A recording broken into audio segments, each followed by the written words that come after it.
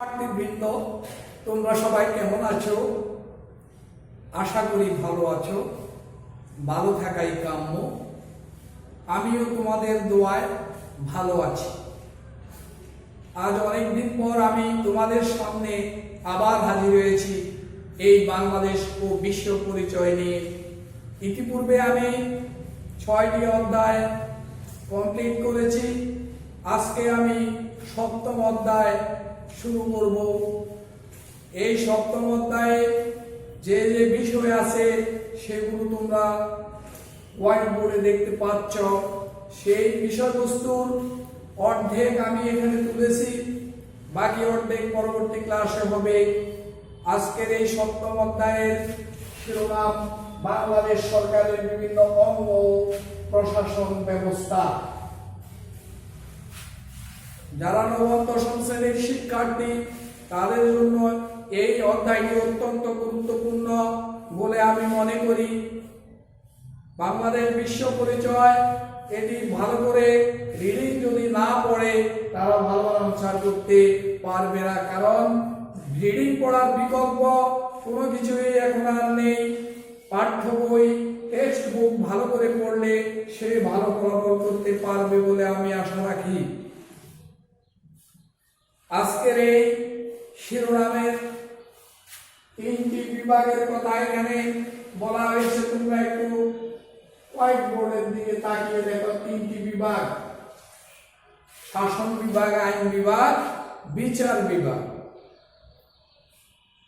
শাসন বিভাগ, আইন বিভাগ, বিচার বিভাগ। শাসন বিভাগকে নির্বাহী বিভাগও বলা হয়।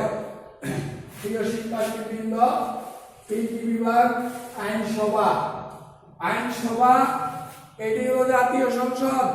বাংলাদেশের একটি মাত্র এক কক্ষ বিশিষ্ট আইনসভা, সেটা হলো জাতীয় সংসদ। সেখান থেকে আইন পাস হয়।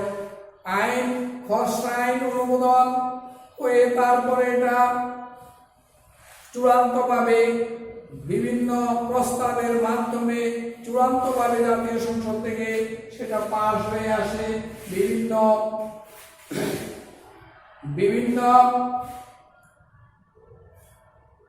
সংসদ সদস্যদের ভোটের কণ্ঠভোটের মাধ্যমে। আইনসভা, জাতীয় সংসদ। এরপর আছে বিচার বিভাগ। বিচার বিভাগ বিচার সংক্রান্ত কার্যাবলী পরিচালনা করেন। এখানে বিচার সংক্রান্ত যত কার্যাবলী আছে সবগুলো তারা পরিচালনা করেন। এখানে সবচেয়ে একজন উচ্চপদস্থ বিচারপতি থাকেন। এইভাবে বিভিন্ন অঙ্গ সংগঠন, বিভিন্ন প্রশাসনিক বিভাগের মাধ্যমে এই বিচার বিভাগ গঠিত। এরপরে শাসন বিভাগ, এটা শাসন সংক্রান্ত কার্যাবলী এখানে সংগঠিত হয়।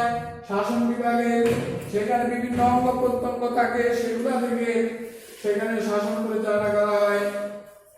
এরপরে বাংলাদেশের সর্বোচ্চ উচ্চপদস্থ ব্যক্তি হলেন সম্মানিত মাননীয় রাষ্ট্রপতি। এই পদটি রাষ্ট্রপতির অনেক কাজ থাকে, তিনি অনেক ক্ষমতার অধিকারী এবং তার পদমর্যাদা অনেক বেশি। জরুরি ক্ষমতা, যখন দেশে কোনো অরাজকতা বা দেশে কোনো সমস্যার সৃষ্টি হয় তখন সে জরুরি ক্ষমতা প্রয়োগ করে এগুলা নিরসনের ব্যবস্থা করেন। প্রধানমন্ত্রীকে রাষ্ট্রপতি নিয়োগ দান করেন। জাতীয় সংসদের যে দল সংখ্যাগরিষ্ঠ থাকবে, যে দল বেশি ভোটে পাশ করবে, তাদের থেকে যোগ্য একজন প্রধানমন্ত্রী নিয়োগ করবে সে রাষ্ট্রপতি। মাননীয় রাষ্ট্রপতি সে প্রধানমন্ত্রীকে নিয়োগ করবে। তার পদমর্যাদাও অনেক বেশি। তিনি আইন সংক্রান্ত ক্ষমতা, এগুলা জাতীয় সংসদ পরিচালনা, অর্থ রাষ্ট্রীয় কাজ, জাতির মুখপাত্র, দলনেতা, এগুলা হিসেবে তিনি কাজ করেন। আমি আবার বলছি, প্রধানমন্ত্রীর পদমর্যাদা, আইন সংক্রান্ত ক্ষমতা তার কাছে থাকে। বিভিন্ন আইন যখন খসড়া আইন বা বিভিন্ন চূড়ান্ত আইন পাশ হওয়ার পূর্বে প্রধানমন্ত্রীর গোচরে সেগুলা এনে তারপর চূড়ান্ত করা হয়। জাতীয় সংসদ পরিচালনা করা এবং সংসদে মন্ত্রীদেরকে বিভিন্ন মন্ত্রণালয়ের নিয়োগ, বিভিন্ন মন্ত্রণালয়ে কোন মন্ত্রণালয়ে কাকে দেওয়া হবে তিনি ভালো বোঝেন এবং সেগুলা তিনি নিয়োগ দান করেন। মন্ত্রী উপমন্ত্রী এগুলা দায়িত্ব ওনার এবং অর্থ সংক্রান্ত দিক দেখেন। রাষ্ট্রীয় কাজ, রাষ্ট্রের বিভিন্ন কাজ থাকে, সেই কাজ সম্পর্কে দেখেন।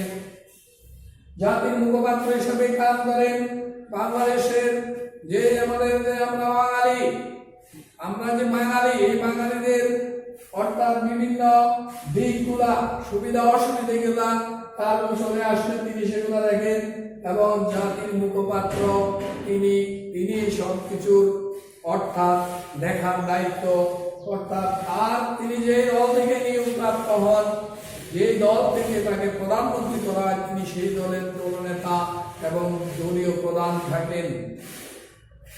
এইভাবে জাতীয় সংসদে আইন প্রণয়ন, সরকার গঠনের কথা, অর্থ, বিচার, নির্বাচন, সংবিধান সংরক্ষণ অনেক কাজ সেখানে থাকে।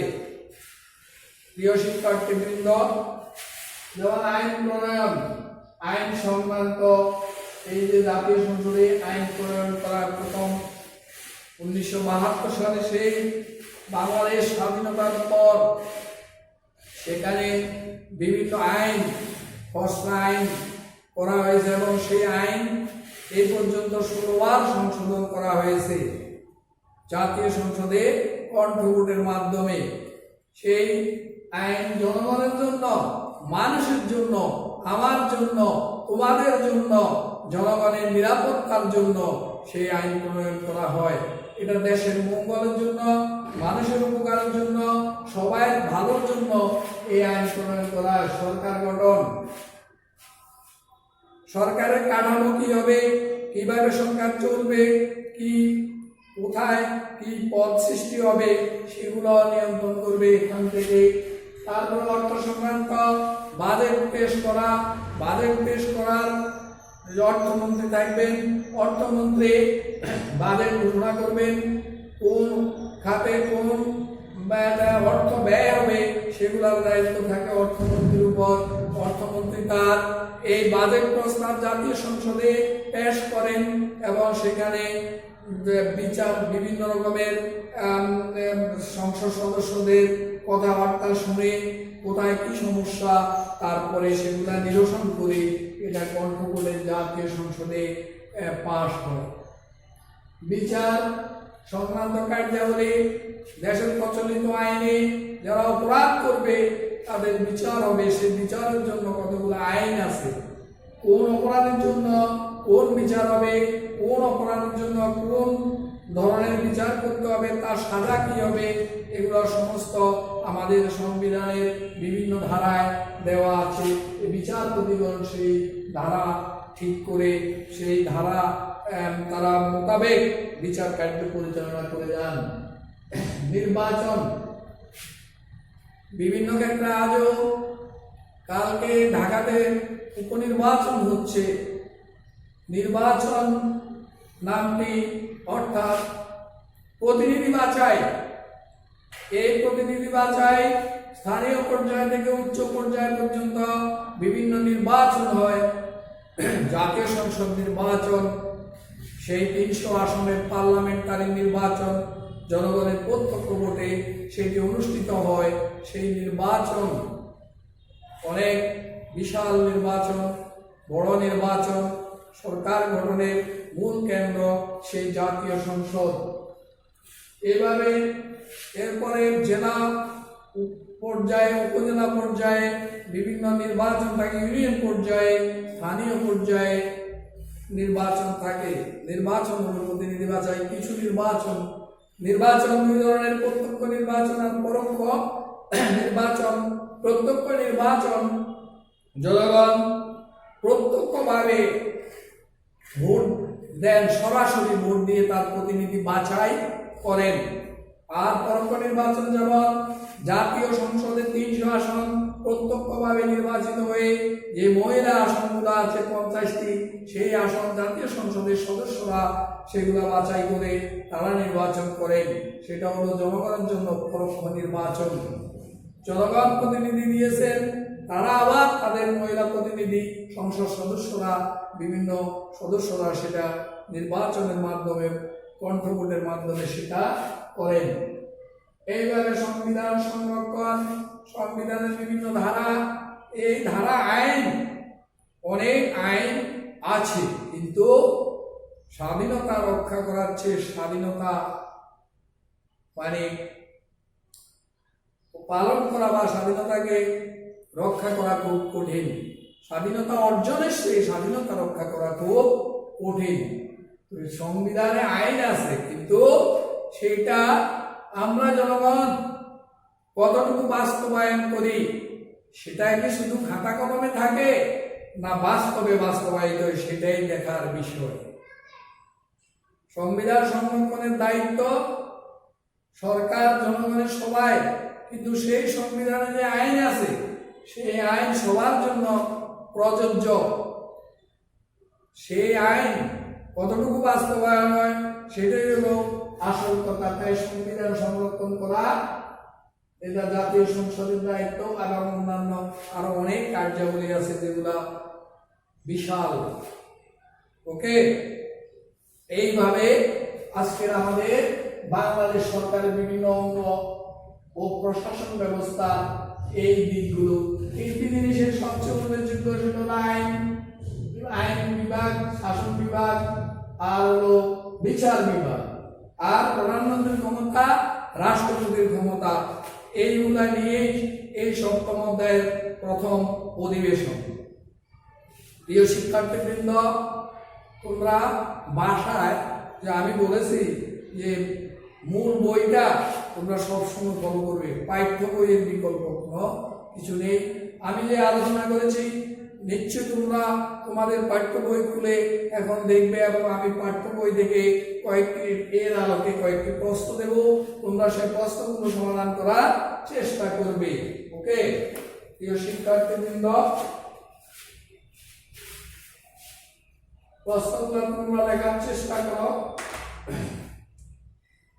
সরকারের কয়টি বিভাগ রয়েছে? প্রথম প্রশ্ন।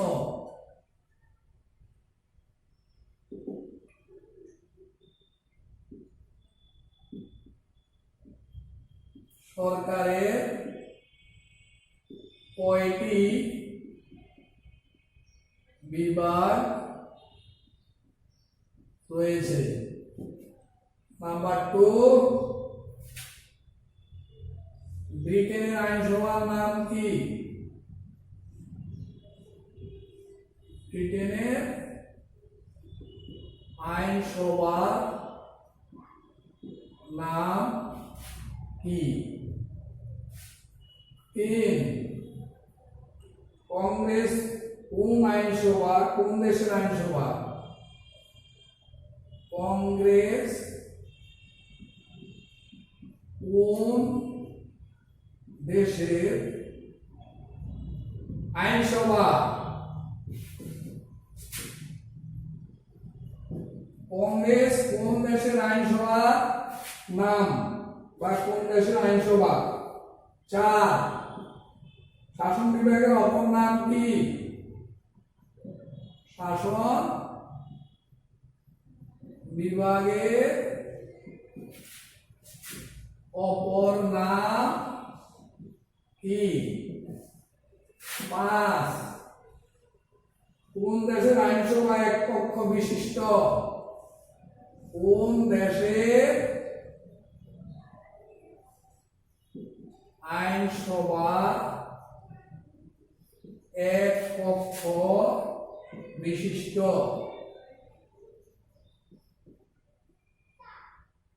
এই 5টি প্রশ্ন। শিক্ষার্থীবৃন্দ, তোমরা এই পয়েন্টগুলো দেখো। সরকারের কয়টি বিভাগ রয়েছে? সরকারের কয়টি বিভাগ রয়েছে? ব্রিটেনের আইনসভার নাম কি? কংগ্রেস কোন দেশের আইনসভা? শাসন বিভাগের অপর নাম কি? কোন দেশের আইনসভা এক কক্ষ বিশিষ্ট? আরেকটি প্রশ্ন আমি মুখে বলি, বাংলাদেশের সর্বোচ্চ মর্যাদা সম্পন্ন ব্যক্তি কে? এই প্রশ্নগুলো এখন আমরা সমাধান করব। প্রিয় শিক্ষার্থীবৃন্দ, সরকারের কয়টি বিভাগ রয়েছে ইতিপূর্বে আমরা এখানে আলোচনা করেছি, নিশ্চয়ই তোমরা বুঝতে পেরেছ। সরকারের 3টি বিভাগ রয়েছে, এগুলো হলো আইনসভা, আইন বিভাগ, বিচার বিভাগ এবং শাসন বিভাগ। আইন বিভাগ, বিচার বিভাগ এবং শাসন বিভাগ। ব্রিটেনের আইনসভার নাম কি? ব্রিটেনের আইনসভার নাম কি? পার্লামেন্ট। ব্রিটেনের আইনসভার নাম হলো পার্লামেন্ট। ব্রিটেনের আইনসভার নাম পার্লামেন্ট। কংগ্রেস কোন দেশের আইনসভা? কংগ্রেস কোন দেশের আইনসভা? কংগ্রেস কোন দেশের আইনসভা? মার্কিন যুক্তরাষ্ট্র। মার্কিন যুক্তরাষ্ট্রের আইনসভা। শাসন বিভাগের অপর নাম কি? নির্বাহী বিভাগ। শাসন বিভাগের অপর নাম নির্বাহী বিভাগ। কোন দেশের আইনসভা এক পক্ষ বিশিষ্ট? বাংলাদেশের আইনসভা এক পক্ষ বিশিষ্ট। প্রিয় শিক্ষার্থীবৃন্দ, নিশ্চয় তোমরা বুঝতে পেরেছ। এখন আমি তোমাদের জন্য কয়টি বাড়ির কাজ দেব। আগামী দিন আমাকে এই বাড়ির কাজগুলো করে এনে দেখাবে। সে হোমওয়ার্ক লেখো। হোমওয়ার্ক নাম্বার 1 দেখো,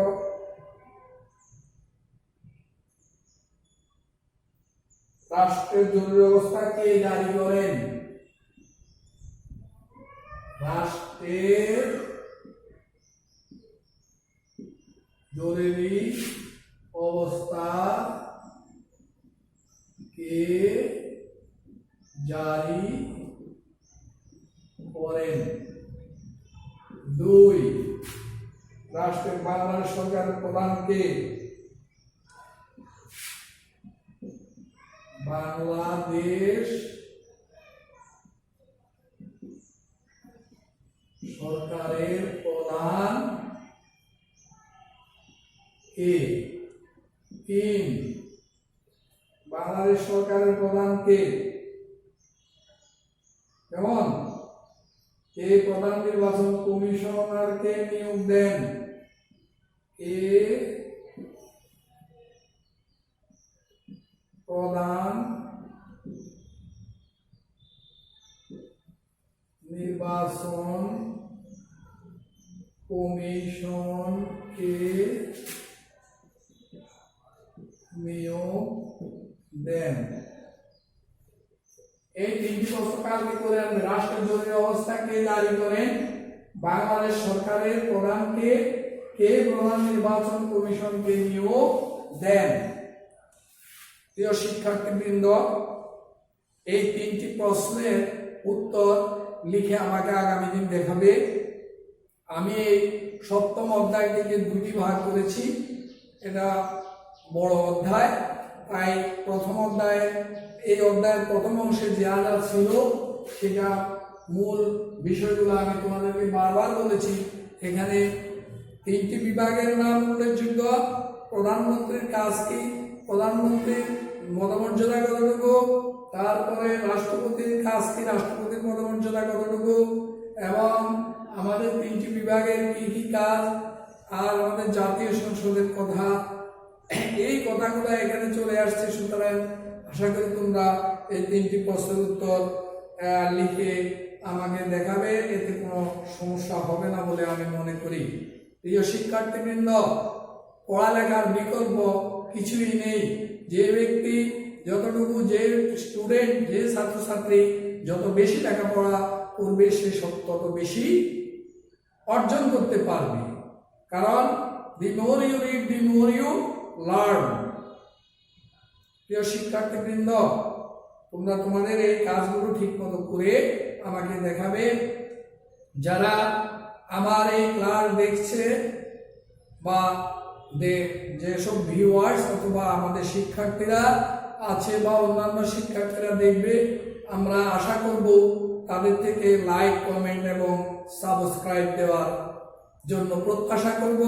কারণ একটি ক্লাস করা খুব কঠিন ব্যাপার। যদি কমেন্ট না করে খারাপ ভালো কি করে বুঝবো? তোমার মন্তব্য লেখার অধিকার আছে, তুমি লিখবে, তাহলে তো আমি ক্লাসটাকে শুধরিয়ে নিতে পারবো আসলে আমি ক্লাসটা কতটুকু করেছি, কতটুকু সফল হয়েছি। শিক্ষার্থীবৃন্দ, সবাই ভালো থেকো এবং এই করোনা ভাইরাস থেকে নিজকে নিরাপদে রাখার ব্যবস্থা করবে এবং নিরাপদে থেকে লেখাপড়া করবে। ভালো থাকো সবাই, সুস্থ থাকো। ওকে।